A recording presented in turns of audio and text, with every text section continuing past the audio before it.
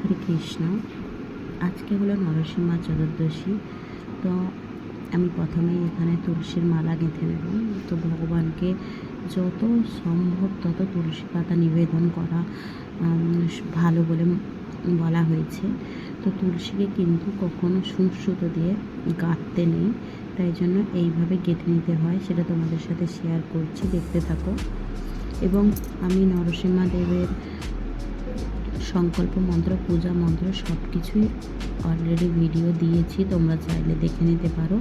আজকে আমি খালি পুজোটাই তোমাদের সাথে দেখালাম। সব কিছু তো দেখানো একদম নিখুঁতভাবে সম্ভব হয় না, তো যেটুকু সম্ভব হয়েছে সেটুকুই তোমাদের সামনে তুলে ধরছি।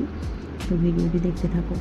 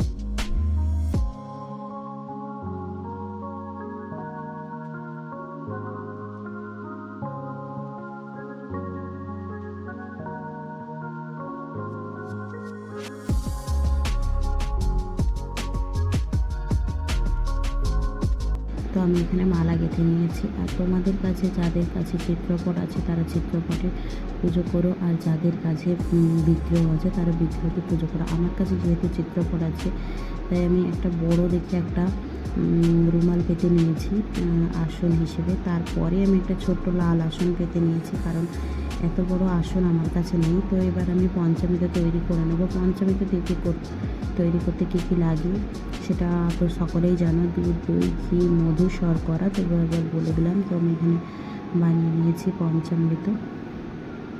চলে এবার নরসিংহদেবকে এবার আমি এখানে বসালাম। পঞ্চশস্য দিয়ে আমি বসিয়েছি, শুধু সেটা আর শেয়ার করা হয়নি। এবার যেহেতু আমি চিত্রপটে পুজো করছি, তাই অভিষেক করাতে পারবো না। তো তোমরা কিন্তু অবশ্যই অভিষেক করো। এখানে আমি পঞ্চামৃত নিয়ে নিয়েছি। পঞ্চামৃত জলসংখ্যে নিয়ে আমি এইভাবে 3 বার ঘুরিয়ে এখানে 3 বার দেব। এই সময় তোমরা অনেকে মন্ত্রই আমি শেয়ার করেছি, সে মন্ত্রগুলি তোমরা দেখে নিয়ে উচ্চারণ করতে পারো, নয়তো নরসিংহদেবের অষ্টতর শতনাম পাঠ করতে পারো, কবচ মন্ত্র পাঠ করতে পারো। তো দেখো আমি এইভাবে অভিষেক করিয়ে নিচ্ছি।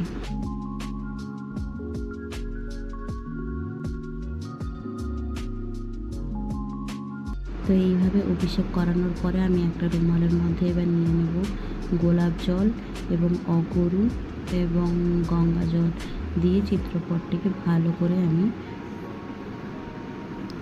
পুছে নেব, অর্থাৎ বা স্নান অভিষেক দিয়ে নেব। এবার আমি একটা মালা গেঁথে নিয়েছি, এই মালাটা আমি এবার পরিয়ে দেব।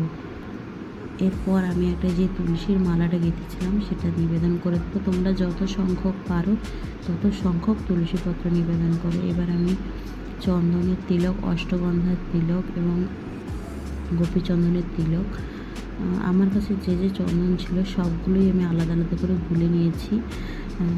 তো সেগুলোই নিবেদন করে দিলাম। এবার দিয়ে দিলাম ফুল দিয়ে সুন্দর করে সাজিয়ে। এবার নিবেদন করে দিচ্ছি তুলসী পাতা।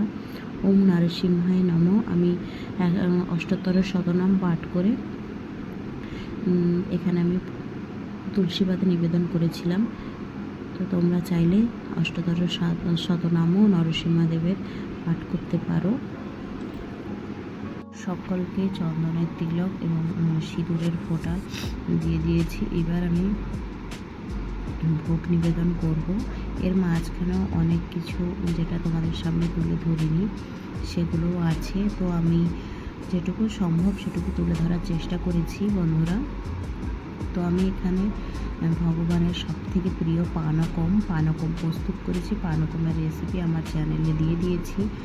এবং এখানে সবথেকে প্রিয় হচ্ছে আম্রফল অর্থাৎ আম ভগবানের নৃসিংহদেবের সব থেকে প্রিয়, এবং ড্রাই ফ্রুট, এখানে আমি দিয়েছি ড্রাই ফ্রুট এবং মিষ্টি।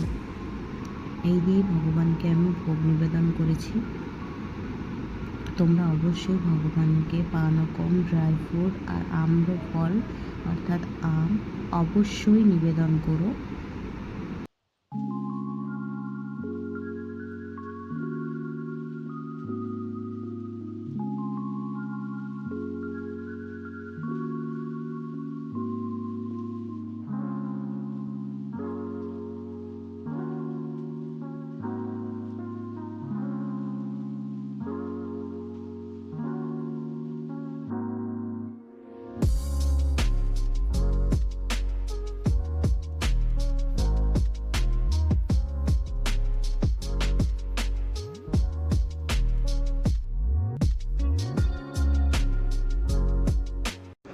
এবার করে নেব আরতি।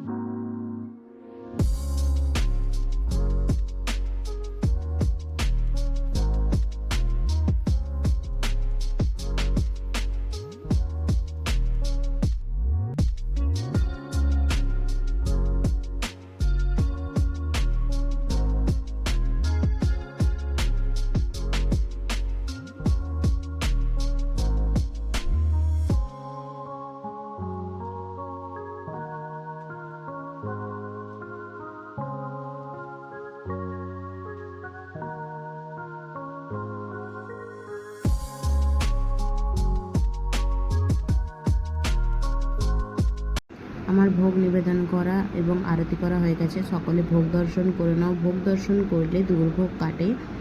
তো আমি এইভাবেই সহজ সরলভাবে ভগবান নৃসিংহদেবের বাড়িতেই পুজো করেছিলাম। তো সেটাই তোমাদের সাথে শেয়ার করলাম। ভিডিওটি ভালো লাগলে অবশ্যই লাইক, কমেন্ট, শেয়ার করবে। আর যারা আমার নতুন বন্ধু আছো চ্যানেলটা সাবস্ক্রাইব করে পাশে থাকবে। হরে কৃষ্ণ। ওম নরসিংহায় নমঃ।